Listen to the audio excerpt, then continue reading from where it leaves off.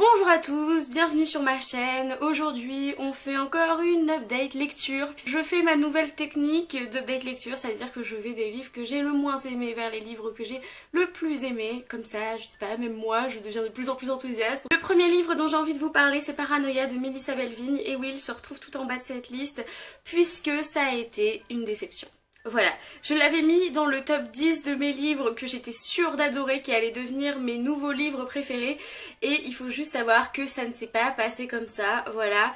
Ça a mis beaucoup de temps à commencer pour moi, ça n'a vraiment commencé que quand on a eu des flashbacks de Judy et Alvin, et voilà, c'est juste à ce moment-là que ça a commencé pour moi.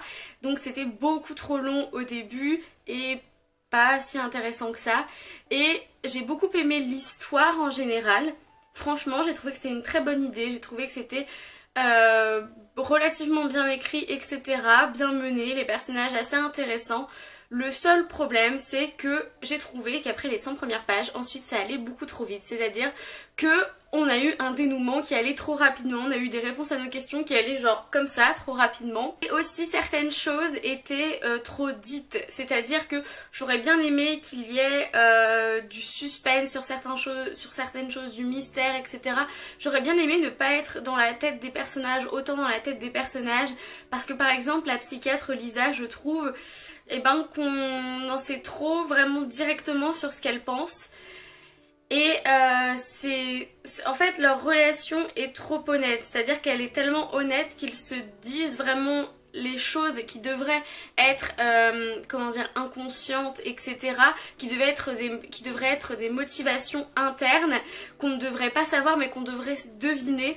Et j'ai trouvé que du coup ça nous en disait beaucoup trop en fait, alors que la plupart des gens ont dit ah mais il y a trop de suspense, etc. Et moi j'ai trouvé qu'on en disait beaucoup trop, et en lisant la fin je me suis pas demandé s'il y avait plusieurs explications. Je me suis dit ok, j'ai la fin, très bien, voilà. Après si on me propose de lire le tome 2, si je le vois à la bibliothèque, eh bien pourquoi pas. Bon voilà, je le lirai et j'apprendrai peut-être plus de choses sur Alvin, qui était le personnage vraiment génial de ce livre, que j'ai vraiment beaucoup aimé. C'était pas un mauvais livre, voilà, c'est juste que du coup ça m'a déçue parce que je m'attendais à l'adorer. Ensuite j'ai emprunté à la bibliothèque Vous n'aurez pas ma haine de Antoine Léris, qui est l'histoire, oui, un peu le journal intime de la première semaine de Antoine Léris sans sa femme, puisqu'elle est morte dans les attentats du Bataclan. Et pas que c'était pas intéressant, au contraire c'était vraiment très poignant, j'avais les larmes aux yeux pendant tout le livre, qui se lit d'ailleurs très vite et qui est vraiment très poignant, puisque ça raconte le quotidien d'Antoine Léris avec son jeune fils.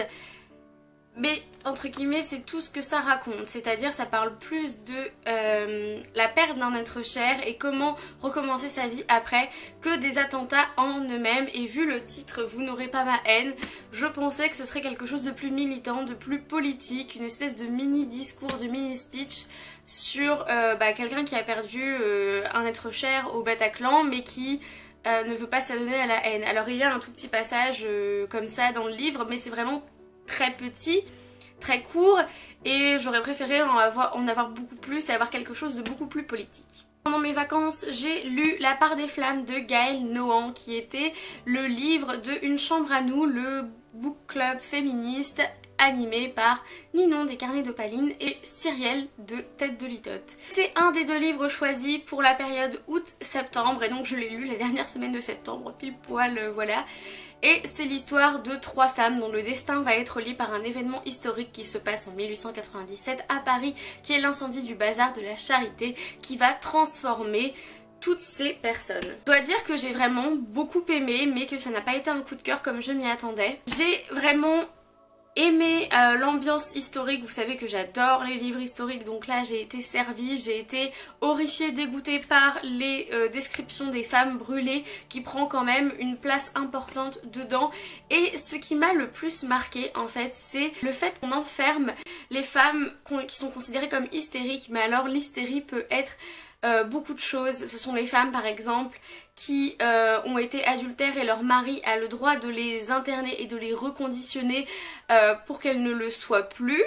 On a aussi les femmes avec une ferveur politique, avec des grandes convictions sociales par exemple, qui sont internées pour hystérie et qui sont rendues plus folles qu'elles ne le sont en rentrant dans le centre d'internement ou le centre de cure.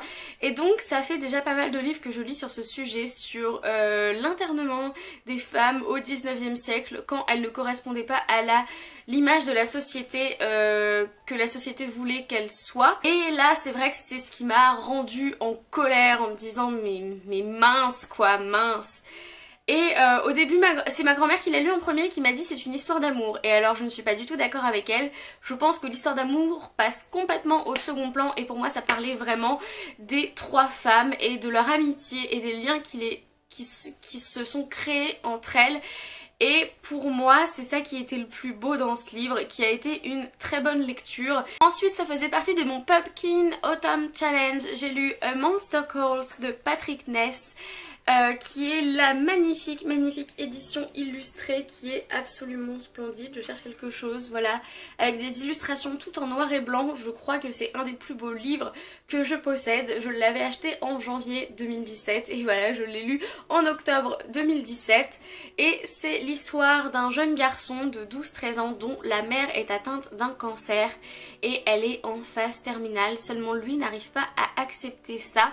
Et donc il y a un monstre qui se réveille dans son jardin, un monstre qui existe depuis des milliers d'années et qui est là pour aider les gens quand il est appelé et qu'il ressent le besoin d'aider quelqu'un. Et pendant la plupart du livre, le jeune garçon pense qu'il est là pour aider sa mère alors qu'en fait il est sûrement là pour l'aider lui, pour traverser cette période horrible de sa vie parce qu'il rentre à peine dans l'adolescence et à cause du cancer de sa mère il se fait moquer à l'école, ça j'ai pas du tout compris parce que je ne vois pas en quoi ce serait un sujet de plaisanterie pour les enfants.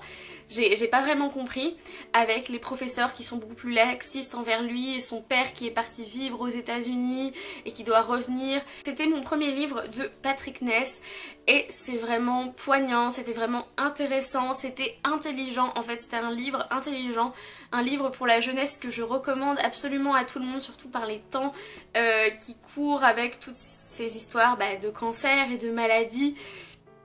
Et je trouve que ça avait un côté conte de fées que j'ai vraiment adoré. J'ai trouvé des choses magnifiques écrites dans ce livre, des leçons de vie assez importantes et ce livre m'a fait sangloter comme une madeleine à la fin. Il est très court mais aussi court qu'intense en fait.